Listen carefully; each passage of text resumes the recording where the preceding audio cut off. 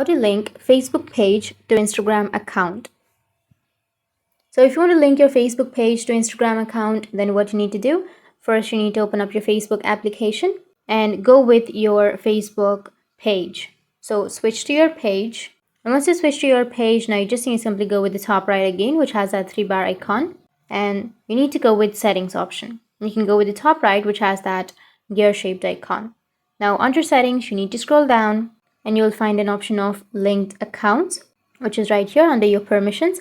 Tap on linked accounts and then tap on Instagram. And on the bottom, you will have an option of connect account. You can simply tap on connect account. And after that, it will take you to the Instagram login page.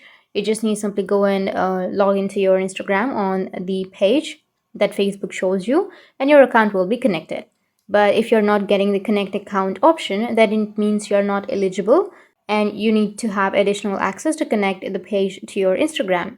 So that's how you can link your Facebook page to your Instagram account. And if you have any questions, feel free to comment below. Thanks for watching.